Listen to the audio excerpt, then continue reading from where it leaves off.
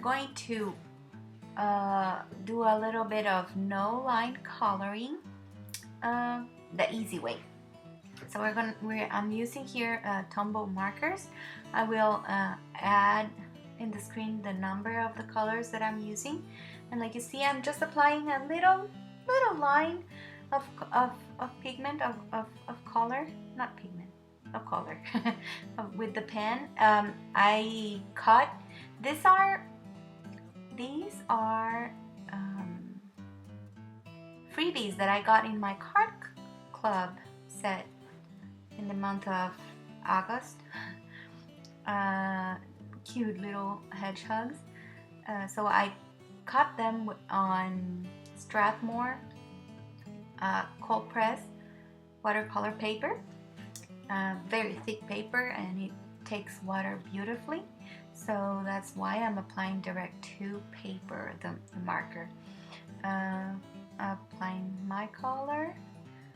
Both of my hedgehogs are gonna be the same color, so that's why I'm doing them together. Okay, now I'm just running the ink of my marker with my water brush. You can use whatever kind of water brush that you have, or even a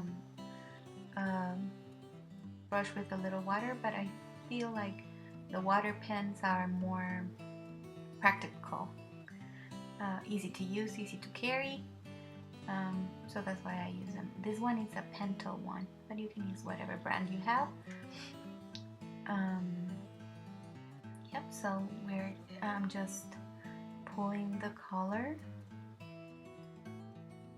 The important part is that you don't press too much your pen, that way you don't get puddles of water. Otherwise the color is going to run in places that you don't want. That's why I like watercoloring with pens, because I feel like I have a little bit more control. And like you see, I only use one pen and I can get a pretty good shading there. It's not perfect, but I'm gonna finish the image with a little bit of color pencils at the end, and you will see the magic happen. Okay, so we're pulling all of our color. I've been having a lot of fun with these Tombow markers. Pretty much all last year. That's it. The only thing I used to color. Now we're gonna go to a very light yellow. Like I said, I'm going to put the number that I used. This one is 991. That's the color I'm using there, and I'm just applying a little bit. In the camera, it looks darker than what it really is. Then the same way, pulling the color with our water brush.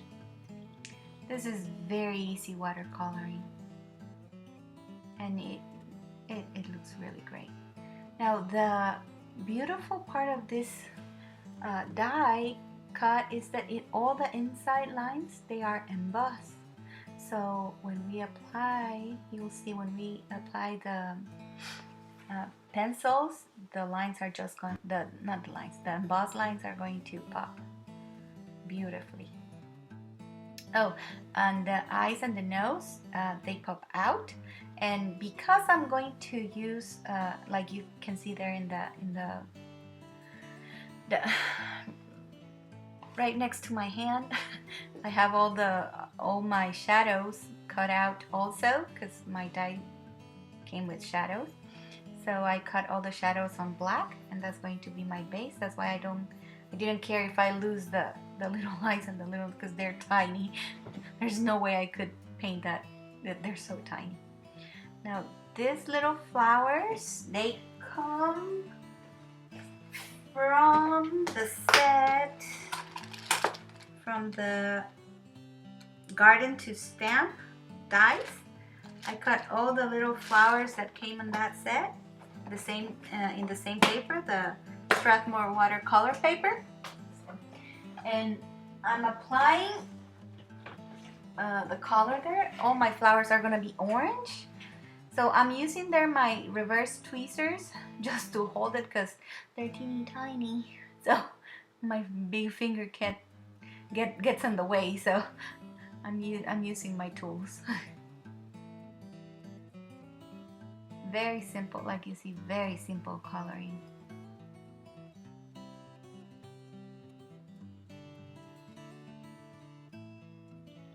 And those tweezers, if you don't have one of those, I highly recommend you get one of those.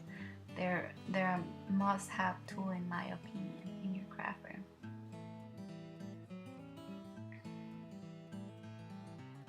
Mines are very well loved. That's why you see the tip is peeled already. Maybe I need new ones. I don't know. They work. Okay. Now I'm using my red to color my little heart, and I'm just going to apply just a little bit in the bottom and then run it with my water pen. Now with the red, the next thing, and like you see, I'm coloring my heart, that way I give time for the flower petals to dry, because I'm going to use green, and if the green goes into the orange, it's going to create a very ugly brown that I don't need right now. So okay, so I'm applying green there in the leaves, and I'm going to apply a darker green in the stem, but you don't need to. I mean, it's barely noticeable. You can use just one green. That's the beauty of watercolor. With one pen you can create a lot of shades. Now if you see there, I'm making sure that there is no red in the tip of my water pen because I don't need brown.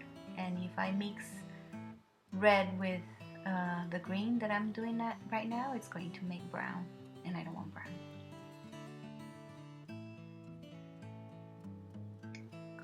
We're almost done with all the coloring part.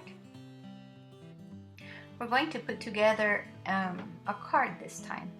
It's going to be a shadow box type of card,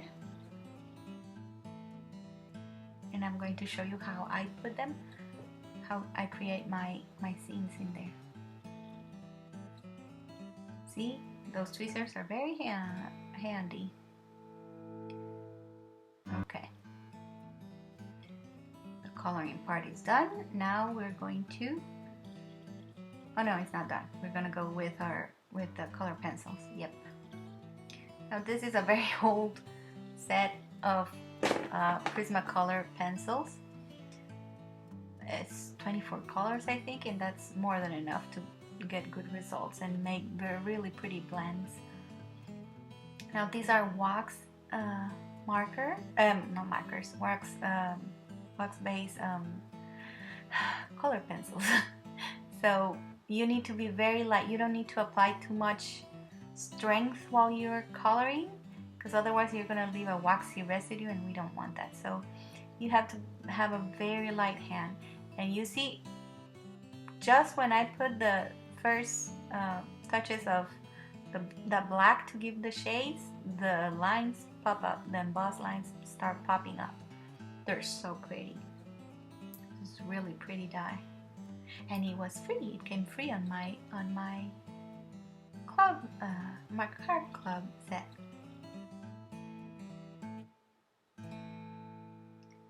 We're applying there a little bit of shadows with just a little bit of black. Don't carry away, because otherwise it's gonna get too dark. I mean, if you want to be dark, it can be, but I didn't want to be completely dark. So now I'm going with my darkest brown,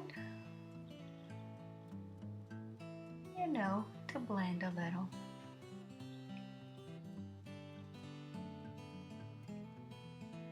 It doesn't take that much time, and the end results are completely worth it, in my opinion. One more brown. I think that's the Sienna brown, just to finish my piece. And then we're gonna use the same colors to shade the other hedgehog.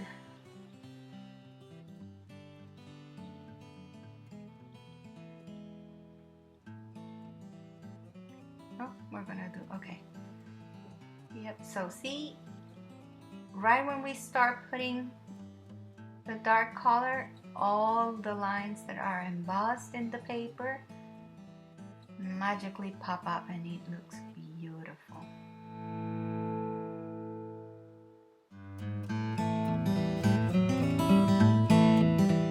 So don't be afraid of combining your media, your coloring medias, because the end result is what matters, and I think it's beautiful.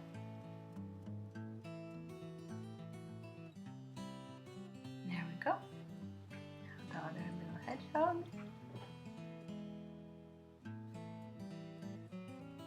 Using the same colors, starting with black.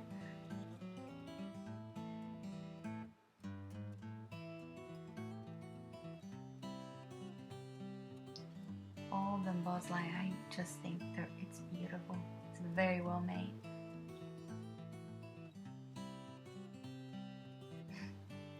Now a little bit of brown, dark brown.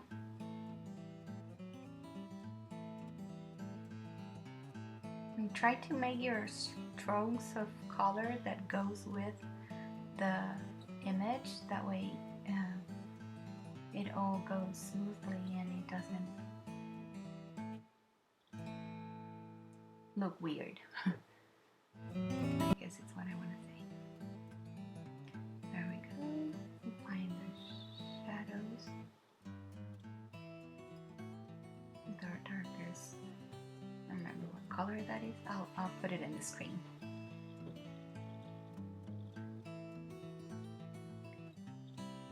Beautiful. Well, I think it's beautiful. You let me know what you think.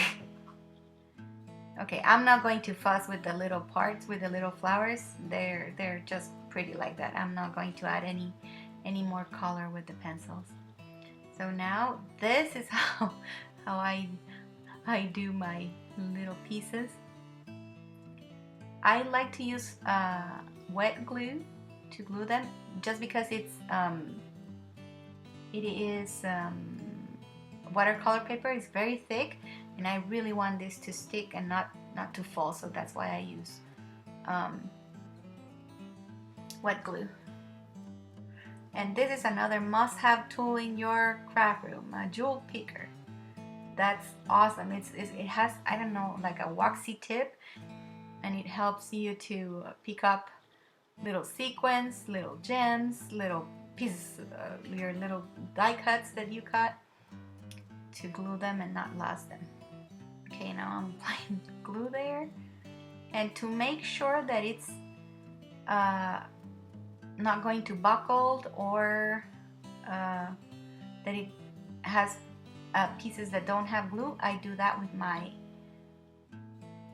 bone folder. I apply it like a very strong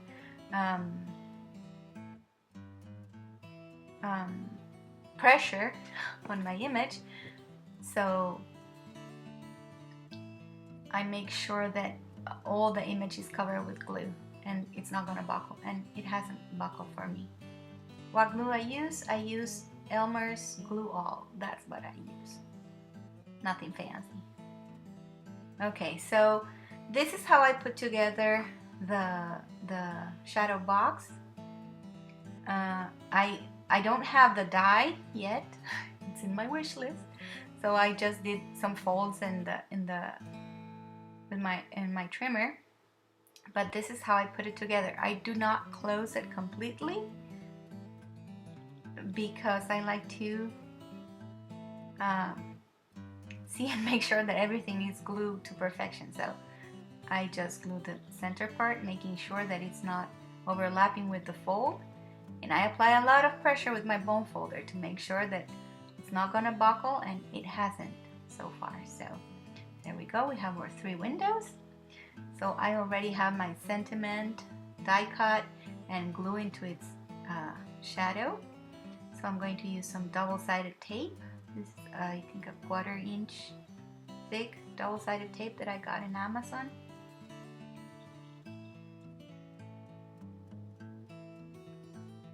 I really like this because it takes the mess out of the equation. But I do like to use glue for my folds. That way I make sure they're not going to come apart. Okay, now my second window. First I'm going to put this little heart, making sure that making look like the hedgehog is holding with his little hands the little heart. And I'm going to put this little flower into her. And I'm going to glue this hedgehog in the corner right there. But I'm using, because my paper is pierced, I don't want the glue to go through my paper, and it will go through the paper. So I use that little piece of plastic to make sure that it don't ruin the inside of my card. And now I'm putting the other hedgehog there. I'm sorry, these camera angles. Okay, I'm applying glue just to the bottom part, because that's the only part that is going to be glued into the frame of our card. And apply really good pressure with that bone folder on both sides. And now I'm going to, I could put flowers in the inside part, but they're not going to be shown. So that's why I decided to put the pieces that I put where I put them. I'm putting the little flowers. I'm only applying glue on the leaf part because it's the one that is going to be in the glued to the frame. Arranging my flowers there. There we go. And every time you see me put my finger there, I'm applying really good pressure. That way we make sure that nothing is going to fall apart.